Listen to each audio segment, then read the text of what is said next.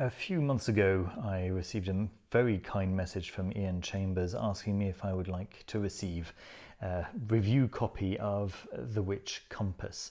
And I'd had my eye on this book for a little while, and while witchcraft isn't my path, I had to accept, and I hope that over the course of the present review, it'll become clear why I was so eager to receive a review copy of The Witch Compass. Ian Chambers is a British witch, so following Griffin, I'm not sure how to pronounce it, please forgive me, Ked or Ced, C-E-D. School of witchcraft, and which seems to be at least parallel to the clan of Tubal Cain of Shani Oates fame. And that's kind of what really caught my attention, right?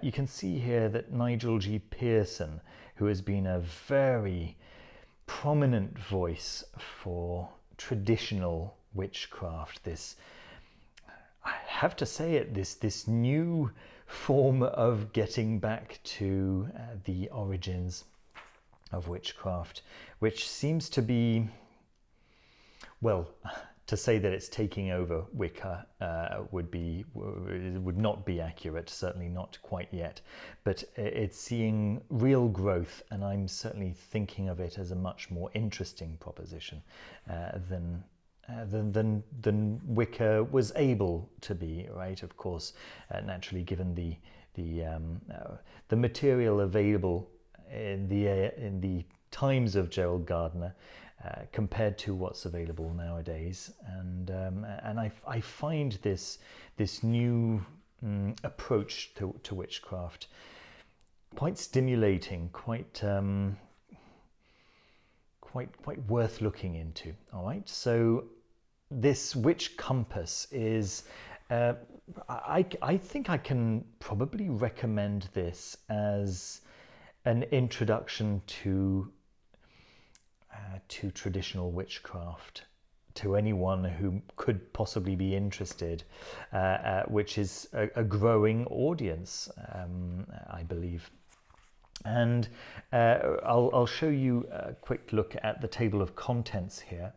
The idea of the Witch's Compass is that it is a tool for describing all of witchcraft's components, right? So all of the aspects of witchcraft can be defined upon the compass.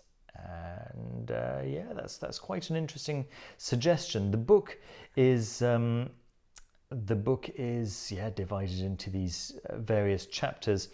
The introduction I found very interesting. I disagreed with some of its definitions of the words that it used, but that's all right, as long as the definition that is proposed is in fact set out black on white and very clear, so that going forward we know exactly what the author's talking about. I certainly don't have a problem with that. Yeah, going through the book little by little, you just learn more and more about the history of magic itself, the history of witchcraft, and the way a modern traditional witch, or trad witch, I think, is the term that some people use, considers their craft and the place they consider it to take in history and in reality in general, right? There's this lovely foreword by the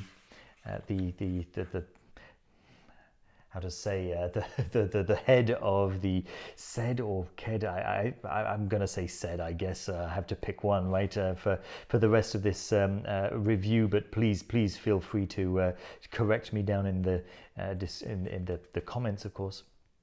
Very nice recommendation to the book, right?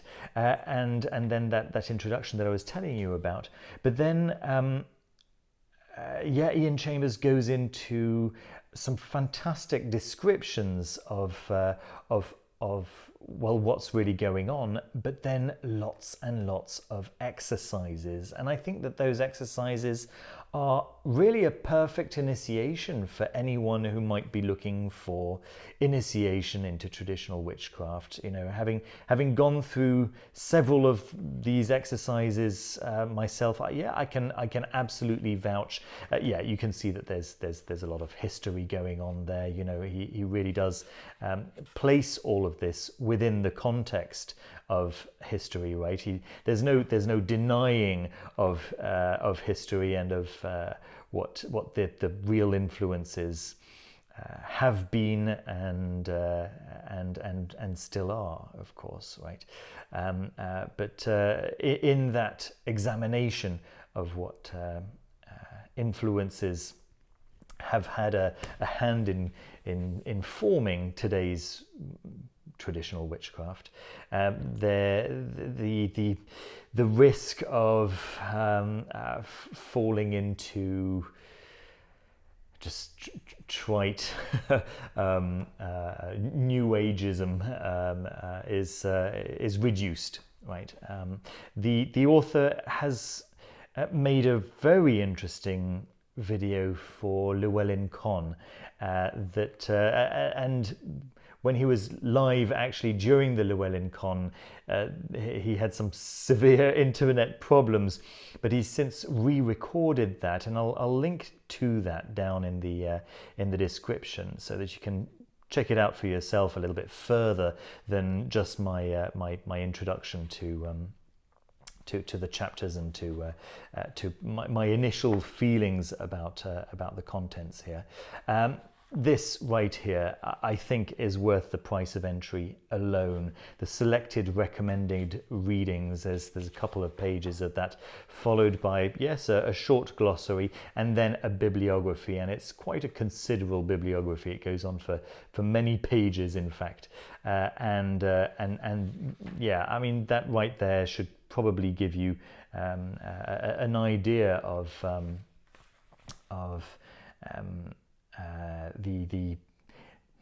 the influences over this book and the breadth of how well read Ian Chambers is and what has informed the background to this book. There we go. There we are. Yeah, so a very short review from me. It's as I say, this is not my tradition, it's not my path, but I think that it's of high quality. The information contained is of high quality. The approach is of high quality, and the tools given to the candidate, right, to the person wishing to get started on this particular path are of very high quality, and yeah, I recommend this wholeheartedly. I think that it's a really nice, uncommonly well grounded in actual history and in actual truth, which is really nice to see. It's not just Ian Chambers's unverified personal gnosis. This is a look into actual traditional witchcraft, and yeah, his name dropping of Cochrane and Shani Oates, of course, is probably all the recommendation that many will need. Certainly, it was quite central to what recommended it to me. And yes, that Llewellyn conversation, which, yeah, as I say, I'll link down in the description for you. Yeah, hopefully will help you also to make up your mind whether this is a book for your shelves or not. there we are. Thanks very much for watching the review. Don't forget to leave a thumbs up, subscribe down below if you haven't done so already, and I'll see you very soon with another video. Take care of yourselves. Bye-bye.